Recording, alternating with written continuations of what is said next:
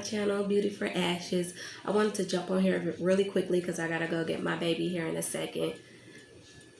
I just want to put this out there. I know I made a video a long time ago, but I can't stress this enough. Environments are contagious. They are. Put yourself in a room with everybody that got flu. You'll get flu. Put yourself in a room with wayward women. You'll become a wayward woman. Put yourself in a room of womanizing men. You become a womanizer. Environments are that contagious. We have to be so intentional of the environments that we keep, the people we keep around us.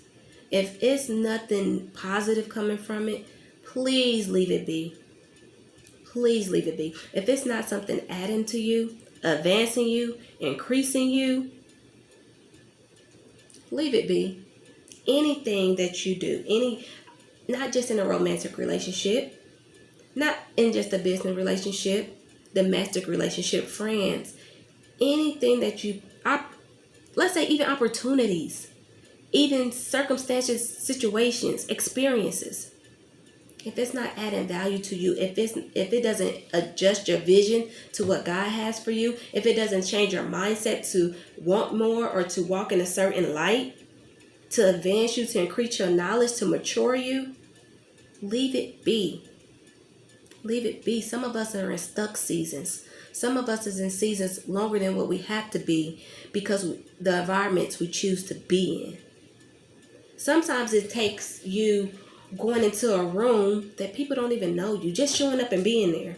It's been times I've looked and like, what seminar is going on? What conference is going on? What business meeting is going on? And I just want to show up and be in a room of people that can advance me, that can cultivate me.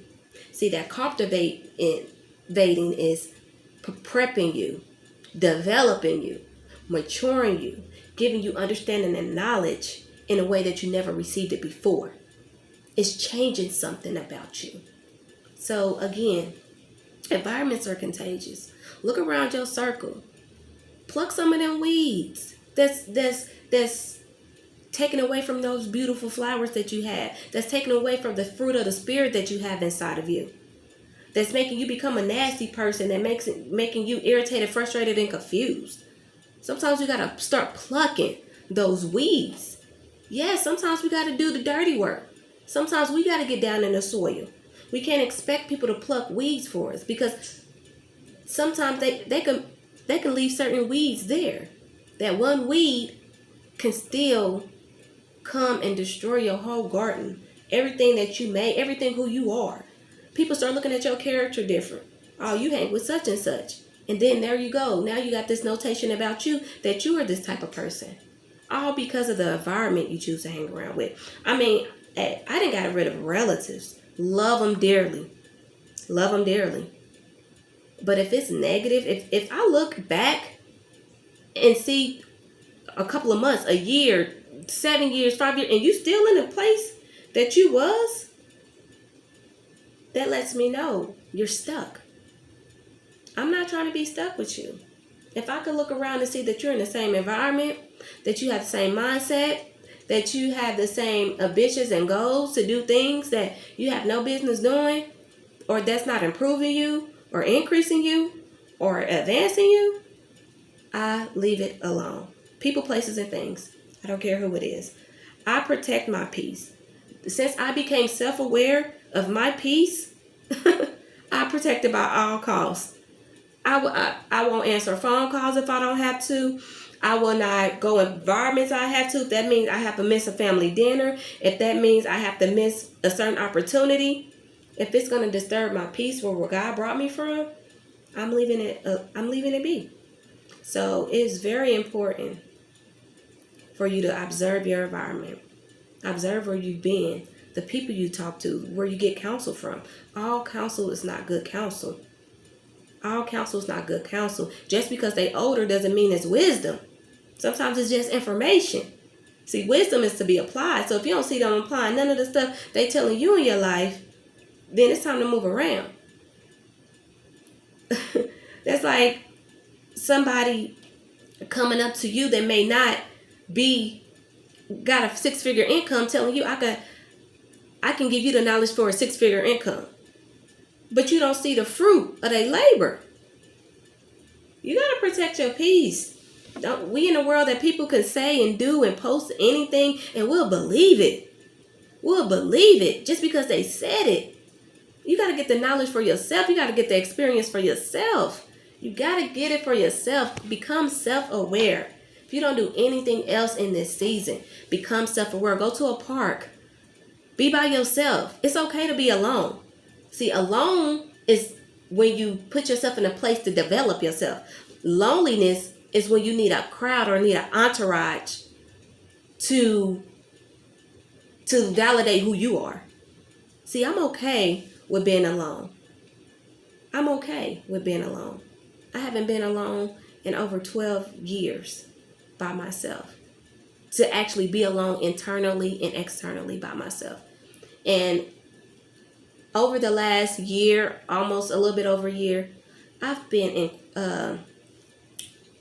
learning myself like never before through books, through experiences, just doing things like embracing the relationship with my kids like never before. First and foremost, I have gained an intimacy relationship with Christ. Not just a relationship, it's intimate. Like I yearn for him. I want to be in his presence at all costs.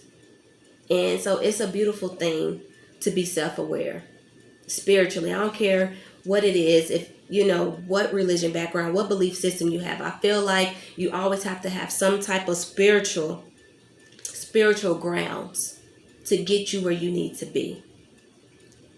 I really do feel that a lot of us don't have that self-awareness. If you like me and you're coming from in the black community or a black family, that you had to share everything with everybody, you had to be everywhere with everybody, it was just always someone in your environment, and that's where I came from. So to be completely self-aware and to understand I can do things by myself, within myself, that I can build myself up, that I can notice my own flaws and my own wrongs and improve them within myself, and don't need validation from nobody else or don't need anybody else to be there to help me through it. It's okay to get counsel and have an accountability partner and have a mentor to walk you through, because everybody don't have the steps to do so. That is totally, absolutely fine. I understand that. But it starts with your mindset. And your mindset start to alter your desires. And those desires start to alter your environments. But it has to be in a place of self-awareness first. So take a look around in your environment. Your family, friends, work environment, the opportunities, the decision making that you have, because some things is not of the enemy. Sometimes it's our decision making that put us in places we're not supposed to, that keep us in seasons we're not supposed to be in that long.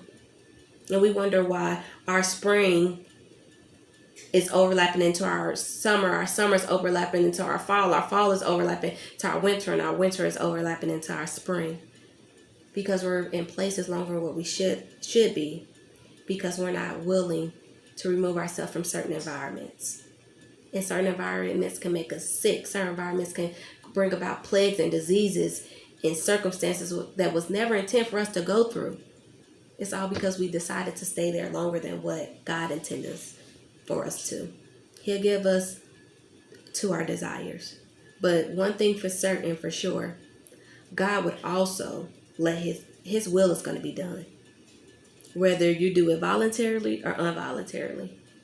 But yeah, I just wanted to jump on here and say that real quick and just spread some knowledge. I call it knowledge for myself because I'm experiencing it. I'm in the word with it. I hope this resonates with somebody. And God always gives beauty for ashes. Be blessed. Quizmatic.